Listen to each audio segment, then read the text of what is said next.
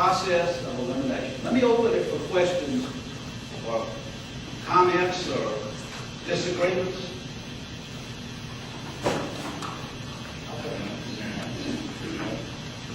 Talk about defining our product. We think our product is a cornfield or a cotton field near a highway. Now it seems we're thinking about work-ready employees. How important is that to invest to get workers ready before we know what plan?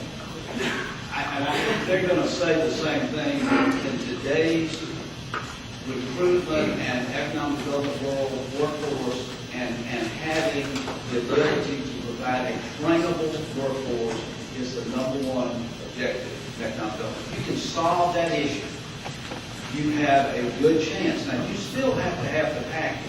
Always remember, we're thinking about a package here, not one thing, because companies have different. Let me tell you, Volkswagen is a German company. ThyssenKrupp, which we won last year, the largest project in the history of the U.S. We didn't put as many incentives as Louisiana. We wanted, and we thought, this will be, we learned. We put completely two different companies. Completely two different mindsets, still from Germany, but completely different approaches. So every company that's looking is different. But I think y'all will agree, the workforce is going to be the common denominator. Still have to have a site. You have to have the infrastructure. You're going to be eliminated if somebody's looking for an interstate access. You start. So, I mean, you know that going in, and you understand it, and you work around it, because there are many other projects. We work with Matt a lot in bringing prospects into Marshall County who may have a relationship to a company in Huntsville, but don't necessarily have to be in Huntsville. So it's really kind of looking at the best standpoint. Well, workforce is going to be the common denominator.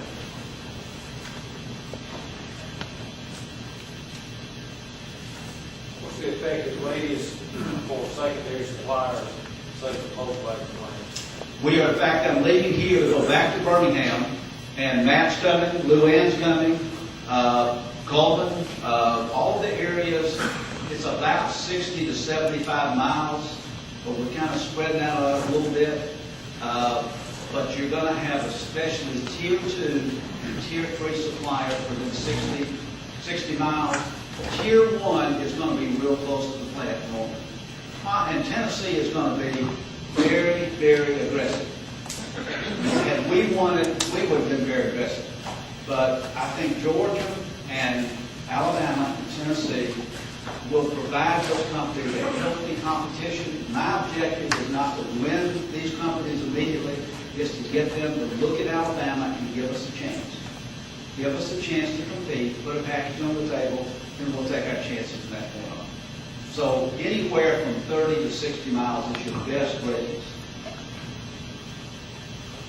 Neal, if you were given Marshall County advice on where we should best focus our efforts, 1 or 2 areas, we can't change our location, we can't go to railroad, we can't go to interstate, but if you were giving us advice on what this county could do to maximize its attractiveness to investment, what advice?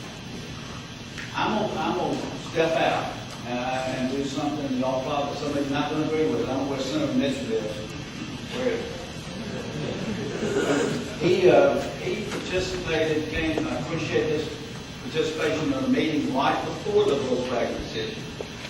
And the effort was to put together a 5-county authority that worked together, that had a funding mechanism. The law, they passed a law back in Governor Sickles was on that way, to put the 5-county authority together. I would tell you to find a way to have a multi-county cooperative effort that ties you in together. And I don't know how possible that is. It's kind of like a marriage. Everybody's got to want to make it work. Everybody's got to feel like there's something good there that they can benefit from. Madison County is probably the one that's got to be convinced because they're the one that's the anchor of the thing. I am a firm believer in regional economic development and working together. I think if you could look at that, that would be, I think, a big step to be able to accomplish things. There are so many times that I see prospects that could come here that actually came through Huntsville or related to Huntsville. I just think there's a lot of opportunity there. I think the other thing is, I would think about incubators. I think the next wave of good, solid economic development is through the creation of jobs at the local level and finding a way to support those companies or individuals who have an opportunity, an idea, an invention, whatever that can grow. That is a good new way of economic development. You don't have to recruit industry just to be successful in economic development anymore. You really don't. What are your latest numbers from RAP? Jobs and moving, that's a big part of it. Thanks, look forward to that. I haven't heard, but he asked about rack numbers. I haven't heard the latest. 5 to 10,000?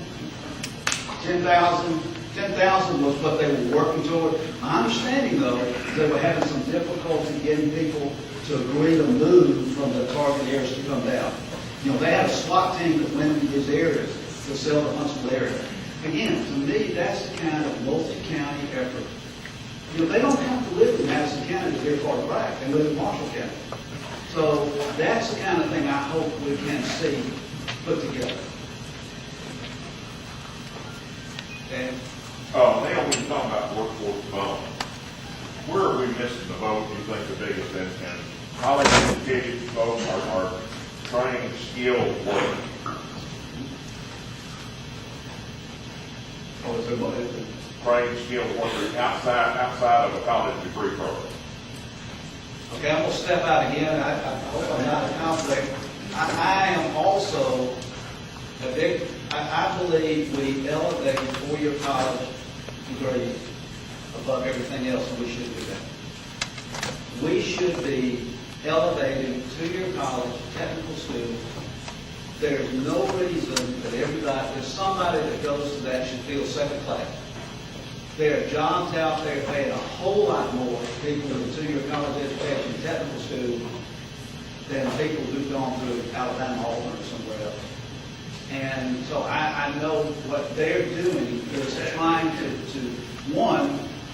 mirror what's going on in this area. You want to have your two-year college mirror the kind of work and manufacturing or whatever's going on here with a curriculum that fits that. So every area's got to do that. But I know we're trying to elevate that in terms of the minds of the kids coming out of high school. It's okay to go to technical school. There's nothing wrong with that. You go down the street, go to Mercedes, to go to work after you get trained.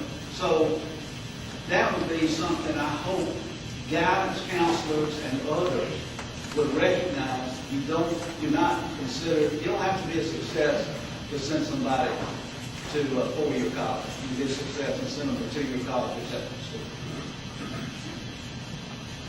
I don't know if that's the answer you wanted. Am I starting? Any other?